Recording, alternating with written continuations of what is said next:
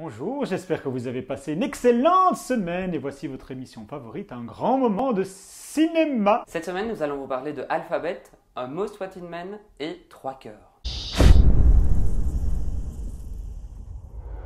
Bonjour Nicolas. Bonjour Emma. Comment vas-tu? Bien et toi? Tu as passé une excellente semaine? Oui. Tu es allé au cinéma? Oui. Tu es peut-être allé voir un documentaire qui s'appelle Alphabet.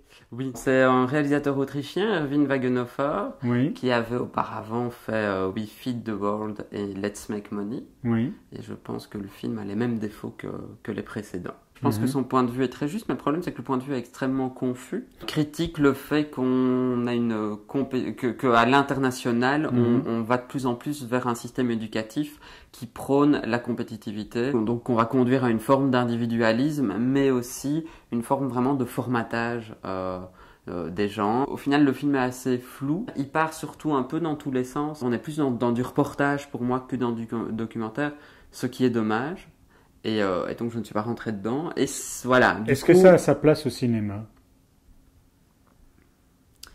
Pas forcément. On va peut-être passer par quelque chose d'un peu plus intéressant, Trois cœurs, où l'on retrouve l'acteur belge Benoît Poelvoort, qui est magnifiquement bien entouré entre Catherine Deneuve, Chiara Mastroianni et Charlotte Gainsbourg, dans une conquête amoureuse foudroyante. Dans un mélodrame revisité qui devient un vrai thriller. Et alors, est-ce que c'est un film intéressant à voir?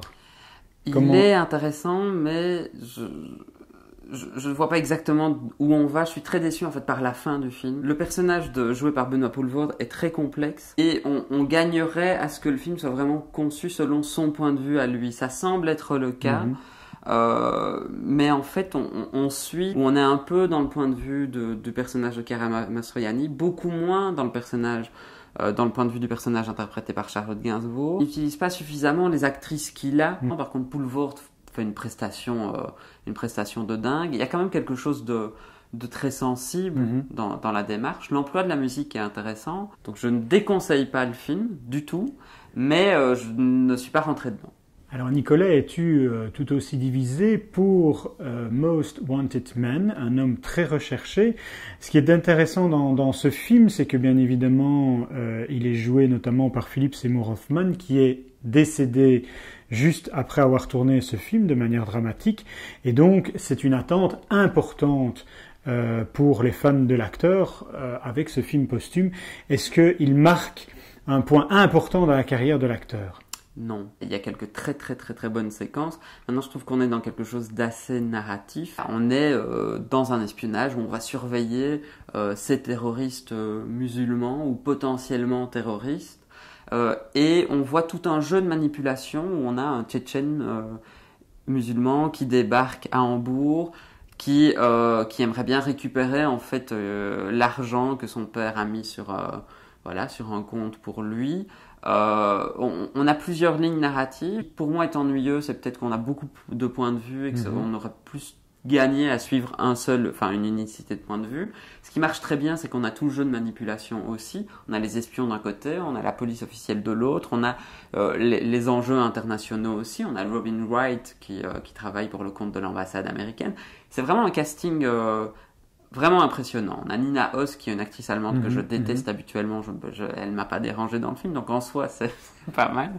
On a Daniel Brühl, enfin, on a vraiment, et on a même Mehdi Déby. Donc, il y a du Tax Shelter dans le film, hein, donc nous avons des scènes sans doute tournées en Belgique, mais on a un comédien belge dans le film. Ce sera donc une semaine mi-figue, mi-raisin, je dirais. Hein.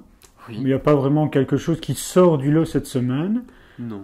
Mais bon, nous arrivons petit à petit au mois d'octobre et donc on va avoir beaucoup plus de choses à voir et à commenter et donc certainement beaucoup plus d'occasions à aller au cinéma cet automne. Il y aura aussi et surtout l'occasion d'aller sur deux principaux festivals, le FIF et le Festival du film de Gand, qui présentent toujours quand même beaucoup de films qui soit ne sortent pas, soit de grosses avant-premières aussi. Bon, merci Nicolas.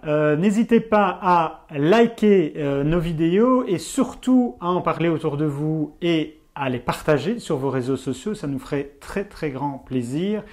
Et puis on se retrouve la semaine prochaine pour une nouvelle émission. Et d'ici là, n'hésitez pas à aller au cinéma.